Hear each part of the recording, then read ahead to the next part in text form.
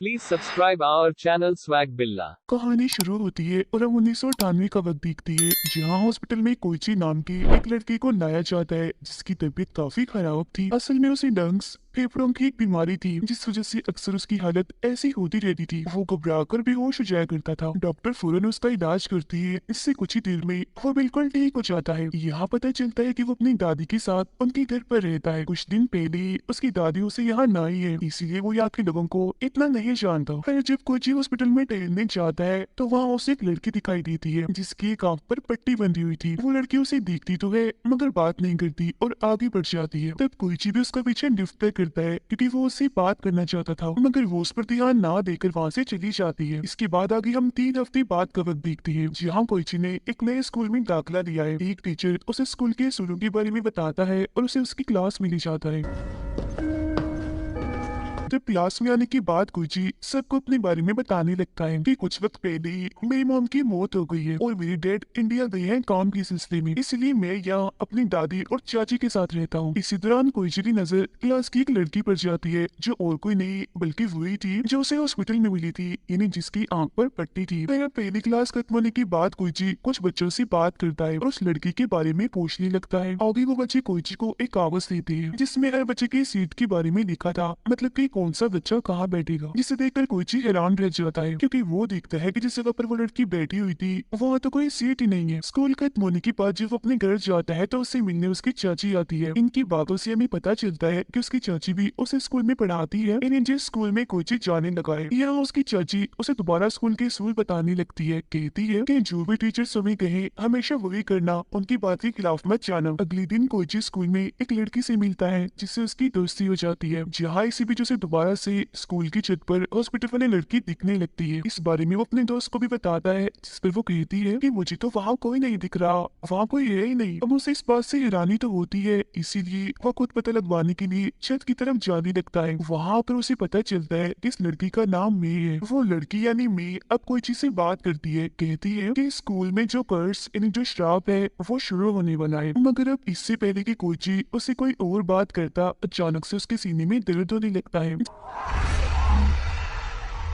जिसके फौरन बाद वो डॉक्टर के पास आ जाता है। डॉक्टर उसका चेकअप करने की बात बताता है कि तुम्हें बिल्कुल ठीक होने में अभी वक्त लगेगा, बस तुम्हें परेशान नहीं होना और अपनी दवाई टाइम पर लेना रोजाना। अब अगले दिन स्कूल जाकर कोची मे पर नजर रखने लगता है। वो देखता है कि एक और आदमी भी है जो उसकी तरह मे पर नजर रख रहा है। अब तभी उसकी क्लास का एक लड़का कोची के पास आकर बताता है कि वो आदमी जिस लड़की पर नजर रखे हुए है वो दरअसल इस स्कूल का लाइब्रेरियन है, यानी जो लाइब्रेरी में काम करता है। अब कोची उससे ही मे के बारे में पूछने लगता है। अभी वो मे के बारे में उसे बताने ही वाला था कि तभी उसकी दोस्त आकर उसे अपने साथ ले जाती है। जिसके बाद अब कोची खुद ही लाइब्रेरी में चला जाता है लाइब्रेरियन से बात करने के लिए। यहाँ उसे एक डॉल की ड्राइंग मिलती है जो एक खिलौना था, जिसे देखकर कोची को याद आता है कि बिल्कुल ऐसी डॉल में भी अपने साथ लेकर चलती है। अब इतनी देर में वहाँ लाइब्रेरियन आ जाता है जो कोची को उसकी क्लास में जाने का कहता है। अब कैसे भी करके कोची सब जानना चाहता था,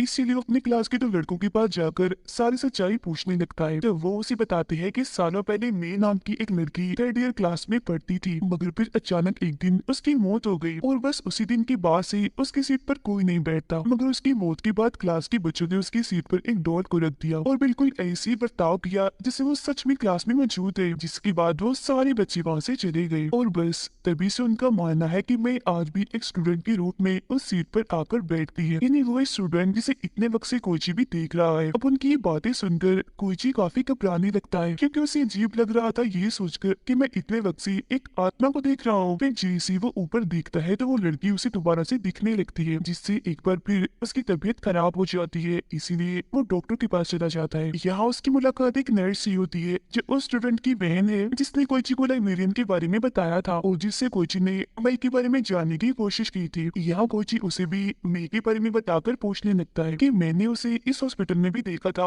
वो यहाँ क्या करने आती है। जिस पर वो नर्स कहती है कि अभी तो मैं इस बारे में नहीं जानती, मगर पता लगवाकर मैं तुम्हें बता दूंगी लाजमी। अब एक दिन कोची को एक डॉल्स की शॉप मिलती है जहाँ बहुत सारी गुड़िया थी, इसीलिए वो अंदर जाकर चेक करने लगता है। जिस दौरान हम देखते हैं कि उसकी दोस्त उसे इस दुकान के अंदर जाते हुए देख रही है। दुकान के अंदर कोइची को मेई की गुड़िया भी दिख जाती है, जिसे अभी वो देख ही रहा था कि तभी यह मेई खुद आ जाती है, जिसे देखकर वो उसे सवाल करने लगता है। अब मेई उसे अपनी आंख से पट्टी हटाकर दिखाती है, जिससे हमें पता चलता है कि उसकी वो आंख कांच की है। तो वो उसे अपनी इस आंख के बारे में बताती है, कहती है कि मेरी ये आंख बहुत तेज है, किसी की भी होने वाली मौत को देखने में मदद करती है। मतलब कि मुझे पता चल जाता है कि कौन इंसान मरने वाला है। इस वक्त भी उसे एक लड़की की मौत के बारे में पता था, जो और कोई नहीं बल्कि कोइची की दोस्त थी। अब उसकी ये बातें सुनकर घबराता हुआ वो अपने घर आ जाता है। फिर अगले दिन स्कूल में कोइची की दोस्त देखती है कि वो मेई पर नजर रख रहा है, उसका पीछा कर रहा है, जो देख वो काफी घबरा जाती है और उसके पीछे जाकर उसे ऐसा करने से मना करती है, मगर वो उसकी बात नहीं सुनता और मेई के पीछे चला जाता है। वो मेई को हाथ लगाकर देखता है कि कोई भूत आत्मा नहीं है, बल्कि ये असली की इंसान है, जिसे सब आत्मा समझ रहे हैं। तभी हम भागते हुए कोइची की दोस्त भी आ जाती है और उस पर गुस्सा करने लगती है कि तुम मेई का पीछा करना क्यों नहीं छोड़ रहे। अब तभी हम देखते हैं कि बाहर लगी आग एकदम से बढ़ जाती है और जोर से आकर खिड़की के शीशे पर लगती है, जिससे शीशा टूट जाता है और कांच सीधा आकर कोइची की दोस्त की गर्दन में घुस जाता है। और वो कांच का टुकड़ा तेजदार नुकीला था, जिससे उसका बहुत सारा खून बह गया था, इसीलिए उस बेचारी की मौके पर ही मौत हो जाती है। अब जैसे कि मैंने उसकी मौत को देखा था, तो वो सच में मर गई। इसी बीच मैं अपनी उस आंख से देखती है कि उस लड़की की लाश के आसपास बहुत सारा खून जैसा लिक्विड निकल रहा है, जिसका मतलब था कि उसे ऐसे ही पता चलता है कि कोई इंसान मरने वाला है। अब ये लिक्विड उसने देख लिया था, तो इसका मतलब आगे भी किसी इंसान की मौत होने वाली है। फिर तभी यहाँ और भी बहुत सारे बच्चे आ जाते हैं और उस लड़की की मौत पर काफी दुखी हो जाती है, मगर वो उसकी मौत का जिम्मेदार कोइची को ही समझ रही थी, क्योंकि उसने ही स्कूल के असूल तोड़े थे, जिस वजह से मौतें होना शुरू हो गई है, यानी कि कर्ज वापिस आ गया है। मगर वो अभी भी कुछ नहीं समझ पाता। फिर शाम को जब वो हॉस्पिटल में जाता है, तो नर्स उसे बताती है कि मैं यहाँ कुछ दवाइयाँ लेने आती रहती है। फिर अब अगले दिन कोइची अपनी क्लास के उसी लड़के इन्हीं नर्स के भाई से कर्ज इन्हीं शराब के बारे में पूछने लगता है, क्योंकि मैंने भी उसे किसी कर्ज के बारे में ही कहा था, मगर वो उसे कुछ भी नहीं बताता और नजरअंदाज करके उसे दूर जाने लगता है। साथ ही वो कोइची को ये भी कहता है कि मेरी बहन यानी उस नर्स से भी तुम दूर ही रहो। अब यहाँ हमें पता चलता है कि मैं कोई भूत या आत्मा नहीं है, बल्कि ये सच में एक लड़की एक स्टूडेंट है जो इसी स्कूल में पढ़ती है। मगर सारे बच्चे और टीचर्स उसे नजरअंदाज करती है और ऐसे समझते हैं जैसे वो यहाँ है ही नहीं, मतलब कि देख कर भी अनदेखा कर देना। मगर इसके पीछे वजह क्या थी, इसके बारे में कोई नहीं जानता था, पर वो इस बारे में कैसे भी करके पता करना चाहता था, इसीलिए वो हॉस्पिटल जाकर नर्स के पास जाने लगता है। मगर तभी उसे याद आता है कि नर्स के भाई ने मुझे इसे दूर रहने का कहा है, इसीलिए वो उसके पास नहीं जाता। अब नर्स को हम देखते हैं जो अकेली लिफ्ट से जा रही थी, मगर तभी अचानक कहीं से एक कांच सीधा आकर उसके सर में घुस जाता है, जिससे वो भी वही मारी जाती है। कोइची जल्दी से उसके पास जाता है और अपनी आंखों के सामने एक के बाद दूसरे में देखकर काफी हैरान भी रह जाता है और डर भी गया था। अगले दिन जब नर्स को दफनाया जा रहा था, तो हम देखते हैं कि नर्स का भाई कोइची से बात नहीं करता, वो बस उसे गोरे ही जा रहा था, क्योंकि वो उसे अपनी बहन की मौत का जिम्मेदार समझ रहा था। इसके अलावा जब वो क्लास में जाता है, तो वहाँ भी कोई उससे बात नहीं करता, उसे सब देखकर भी नजरअंदाज कर देती है। 今朝なんかあったっけ山田。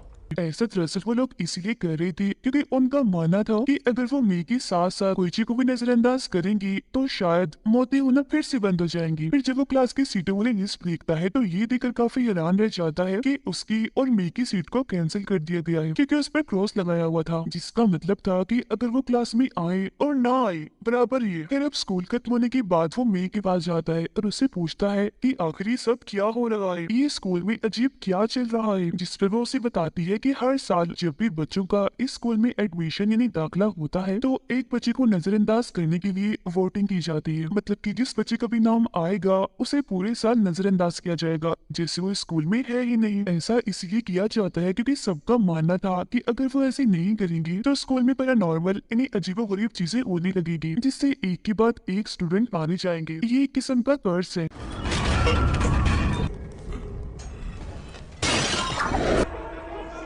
और जिस साल मैं थी तो एक लड़की को नजरअंदाज करने के लिए चुना गया था, मगर वो डर रही थी इसीलिए उसने मना कर दिया। अब किसी को तो नजरअंदाज होना ही था, तो उसकी जगह मैंने अपना नाम लिखवा दिया और बस तभी से सारे लोग मुझे नजरअंदाज करने लगे। अब ये सुनकर भी कोइची को कुछ समझ नहीं आती, क्योंकि वजह अब तक उसके सामने नहीं आई थी कि आखिर स्कूल वाले ऐसा करते ही क्यों हैं। अब दोनों को ही नजरअंदाज किया जा रहा था, जिसका वो खूब फायदा उठा रही थी, क्योंकि क्लास छोड़कर वो घूमने निकल जाती थी, जिस वजह से अब उन दोनों में अच्छी दोस्ती भी हो गई थी। और मेरे को भी सच्चाई पता नहीं थी तो ये लोग सच जानने के लिए लाइब्रेरियन के पास जाते हैं, जहाँ अब वो इन्हें बताता है कि काफी सालों पहले इन्हीं 1972 में मैं 3rd ईयर क्लास का टीचर हुआ करता था, जहाँ तभी अचानक एक बच्चे की रस्सी से लटकने से मौत हो गई। किसी को कुछ समझ नहीं आया कि आखिर उसकी मौत कैसे हो गई, और जो बच्चे उसके साथ पढ़ती थी उनको तो यकीन आ ही नहीं रहा था कि वो मर गई है। वो इस चीज को कबूल ही नहीं कर रही थी, इसीलिए वो ऐसे दिखावा करने लगी थी जैसे वो अभी भी जिंदा है। यहाँ तक कि उन्होंने उसके लिए क्लास में अलग सीट भी लगा रखी थी।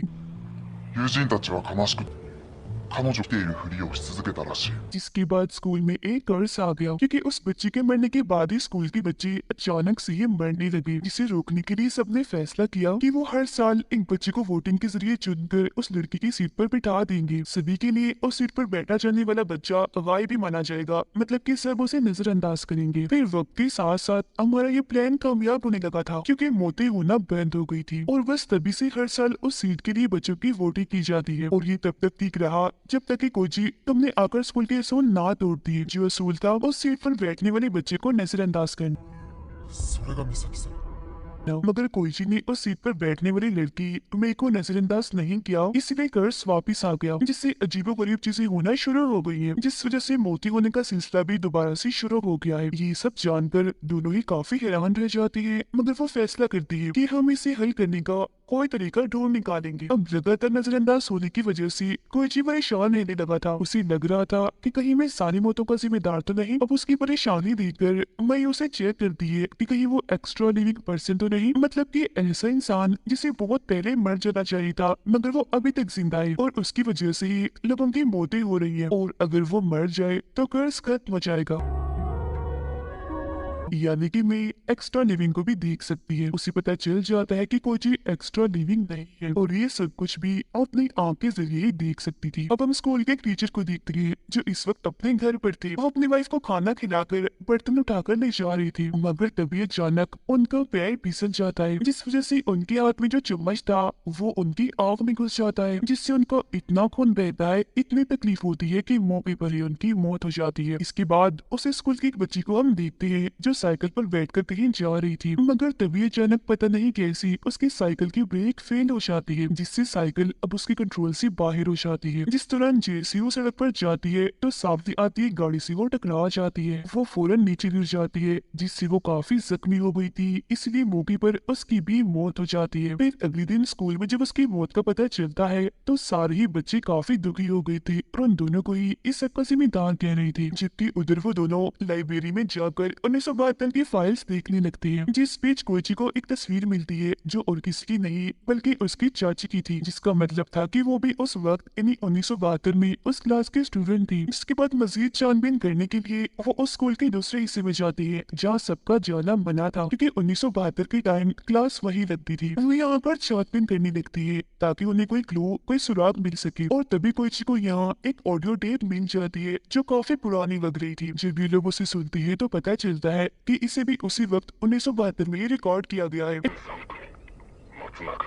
जब स्कूल में मौतें हो रही थी, ऑडियो में एक लड़का बता रहा था कि अगर वो एक्स्ट्रा लिविंग पर्सन को मार देंगे तो ये कर्ज खत्म हो जाएगा। जिसके बाद आगे वो लड़का बताता है कि एक बार मेरी भी लड़ाई एक एक्स्ट्रा लिविंग इंसान से हो गई थी, जिसमें मैंने उसे मार दिया। ऐसा होते ही कर्ज रुक गया, और अगले ही दिन मरने वाले इंसान को हर कोई भूल गया कि वो कौन था। अब क्योंकि मैं हर वक्त अपनी कांच वाली आंख को ढक कर रखती थी, इसीलिए उसे कभी भी एक्स्ट्रा लिविंग इंसान नहीं दिखा। इसीलिए अब उन्हें कुछ भी समझ नहीं आती कि भला एक्स्ट्रा लिविंग इंसान कौन हो सकता है जिसे हम मारकर इस कर्ज को खत्म कर सकते हैं। अब कोईची की चाची समझ गई थी कि वो दोनों बेकसूर हैं, इसीलिए वो दोनों को क्लास में बुलाती है और सबको कहती है कि हम इन्हें नजरअंदाज करें, मगर मौतें तो अभी भी हो रही हैं, जिसका मतलब है कि इनका कोई कसूर नहीं है, ये एक्स्ट्रा लिविंग नहीं है। और हाँ, कल हमारा स्कूल एक ट्रिप पर जाना है जिसके लिए सब तैयार रहे। अब अगले दिन सब बच्चे ट्रिप के लिए स्कूल के दूसरे कैंपस में रुकते हैं, जहाँ जब कोईची और मैं खाना खा रही थी तो उनकी दो साथी खाना खाने के लिए उनके साथ आकर बैठ जाती है, क्योंकि उन्हें भी अब लग रहा था कि ये दोनों बेकसूर है, इनकी वजह से कुछ नहीं हो रहा। मगर तभी यहाँ एक लड़की आकर मेरे को बातें सुनाने लगती है, कहती है कि तुम कसूरवार हो, सारी मौतें तुम्हारी वजह से ही हो रही हैं, जिस पर मैं उनसे अपनी गलती ना होते हुए भी माफी मांगती है। इसी बीच हम नर्स के भाई को देखते हैं जिससे उन दोनों पर अभी भी शक था, जिस वजह से वो चुपचाप कोइची का बैग चेक करने चला जाता है, जिसमें उसे वही ऑडियो टेप मिल जाती है। वो उस टेप को खुद भी सुनता है और अपने कुछ दोस्तों को भी सुना देता है, जिसके बाद वो प्लान बनाते हैं कि हम कोइची और मेई को मार देंगे, क्योंकि हो ना हो वो एक गुनाहगार है, मतलब कि वो एक एक्स्ट्रा लिविंग पर्सन है। जहाँ इसी बीच दिखाया जाता है कि कैंपस में अजीबोगरीब चीजें होना शुरू हो गई है। मैं भी अपने आंख पर से पट्टी हटाकर घूम रही थी ताकि वो देख सके कि कौन एक्स्ट्रा लिविंग है। जी हाँ, तभी उसके पास कोइची की चाची आ जाती है, जिसे मैं बड़े गौर से देखने लगती है, क्योंकि उसे पता लग गया था कि एक्स्ट्रा लिविंग और कोई नहीं बल्कि यही है, यानी कोइची की चाची। वो इस बारे में कोइची को बताने ही वाली थी कि तभी इधर एक लड़का आकर बताता है कि अभी अभी एक लड़की की मौत हो गई है, जो सुनकर वो फौरन ही उसके साथ जाने लगती है। अब कोइची की सीने में दोबारा से दर्द होने लगता है, इसीलिए उसे पाकर नहीं जाता, जिस बीच तभी उसे कोई एक कमरे से बुलाने लगता है, इसीलिए वो उस कमरे की तरफ ही जाने लगता है चेक करने के लिए कि आखिर वहाँ कौन है। उधर मैं और वो लड़का जब जा रही थी तो उन्हें रास्ते में वही लड़की मिलती है जिसने पहले भी मैं से बदतमीजी की थी। वो एक चीज से जैसे मैं पर हमला करने लगती है तो उसके साथ वाला लड़का आगे आकर उसे रोक देता है, जिसके बाद वो उसके पीछे पड़ जाती है। तब वो लड़का अपनी जान बचाने के लिए खिड़की से कूद पड़ता है, मगर बदकिस्मती से वो मेन तार में फंस जाता है। उसे इतनी जोर से बिजली के झटके लगते हैं कि उस बेचारी की मौत हो जाती है। ये देखकर मैं काफी घबरा जाती है और वहाँ से दूर भागने लगती है। वो लड़की भी उसके पीछे पड़ जाती है ताकि वो मी को मार सके, मगर तभी रास्ते में कहीं से एक तेजधार तार आ जाती है, जिससे उस लड़की का सर कटकर जिस्म से अलग हो जाता है, जो देखने में काफी भयानक लग रहा था। नर्स का भाई अपनी बहन की मौत का बदला लेने के लिए चाकू से कोइची पर हमला करता है, जिससे वो कट मार कर कोइची के चेहरे को जख्मी कर देता है, मगर तभी पीछे से मैं आकर उसके सिर पर एक बर्तन से वार कर देती है, जिससे वो नीचे गिर जाता है और ये दोनों भी यहाँ से चले जाते हैं। उनके जाने के बाद नर्स के भाई को इतना गुस्सा आ गया था कि वो सारे सामान को तोड़ने लगता है, जिस वजह से उनका गैस पाइप लीक होने लगता है। आग लग जाती है जिससे वो काफी बड़ा धमाका हो जाता है, जिसमें नर्स का भाई भी मारा जाता है। जिसके बाद वो दोनों बाकी बच्चों के पास जाकर उन्हें कैंपस से बाहर करने लगती है, क्योंकि आग फैलती जा रही थी। मैं कोइची की चाची का पीछा करती है ताकि वो उसे मारकर कर्स यहीं पर खत्म कर दे, क्योंकि वो जान चुकी थी कि वो एक एक्स्ट्रा लिविंग है। सब लोग जब बाहर आ जाते हैं तो कोइची देखता है कि मैं और उसकी चाची वहाँ पर नहीं है, जिसके बाद वो और लाइब्रेरियन उन्हें ढूंढने दोबारा कैंपस के अंदर जाती है। अंदर आकर वो देखती है कि मैं कोइची की चाची को मारने की कोशिश कर रही है। तब लाइब्रेरियन उसे बचाने के लिए मैं को पकड़ लेता है और फिर मौके का फायदा उठाकर उन्हें वहाँ से ले जाता है। अब मैं और कोइची भी उनके पीछे जाती है। जब मैं अपने उस आंख से देखती है कि लाइब्रेरियन और कोइची की चाची के पास खून जैसा लिक्विड चल रहा है, जिसका मतलब था कि अब मरने की बारी उन दोनों की है। तभी अचानक लाइब्रेरियन का पैर फिसल जाता है और वो नीचे जाके गिरता है, नीचे तो पहले ही आग फैली हुई थी, जिसमें गिरने से उसकी मौत हो जाती है। जहाँ इसी बीच कोइची की चाची भी दीवार से लटक जाती है, जिससे बचाने के लिए कोइची आगे बढ़ता है, मगर मैं देखती है कि अगर उसने अपनी चाची को बचाने की कोशिश की तो वो भी मारा जाएगा, इसीलिए वो यहाँ बता ही देती है कि वो एक्स्ट्रा लिविंग इंसान कोई और नहीं बल्कि तुम्हारी चाची है। जो सुनकर उसकी चाची समझ जाती है कि अब मुझे क्या करना है जिससे कर्ज खत्म हो जाए। वो कोइची से हाथ छुड़ा कर खुद ही आग में कूद कर अपने जान दे देती है, जिसके बाद अब ये दोनों भी वहाँ से बाहर आ जाती है। यहाँ दोबारा से तबीयत खराब होने की वजह से कोइची बेहोश हो जाता है, पर जब उसे होश आती है तो वो हॉस्पिटल में था, तो वहाँ उसे मिलने में आती है और बताती है कि अब तुम्हारी चाची के मरते ही कर्ज खत्म हो गया है और सब उनको भूल गई है, बिल्कुल वैसे ही जैसे 1972 के टाइम में हुआ था, क्योंकि पुरानी टेप तो जल गई थी, इसीलिए वो आगे के बच्चों के लिए नए टेप में एक रिकॉर्डिंग करती है। इसमें वो बताते हैं कि अगर कर्ज दोबारा से शुरू हो जाए तो क्या करना है। इसके बाद कोइची अपनी दादी के साथ अपने डैड के पास जाने के लिए तैयारियां कर रहा होता है। जाते जाते वो मेरे को अलविदा कहने भी आता है। इसके बाद हम आखिर में 2012 का वक्त देखते हैं, जहाँ स्कूल में एक लड़की को कोइची और मेरे की रिकॉर्ड की हुई टेप मिल जाती है। साथ ही हम देखते हैं कि उनकी क्लास का टीचर और कोई नहीं बल्कि लाइब्रेरियन था, जो कि 14 साल पहले आग में गिरा तो था मगर वो बच गया था, जिसका मतलब था कि ये कर्ज फिर से शुरू हो गया है, क्योंकि उसे मर जाना चाहिए था मगर वो नहीं मरा, अभी भी जिंदा है। इसका मतलब था कि अगला एक्स्ट्रा लिविंग पर्सन ही लाइब्रेरियन है, मगर उसके बारे में पता कैसे चलेगा, क्योंकि वो तो बस मैं ही देख सकती थी। इसका मतलब था कि अब दोबारा से मोटे होना शुरू हो जाएंगी और इसी के साथ ही कहानी इधर ही खत्म हो जाती।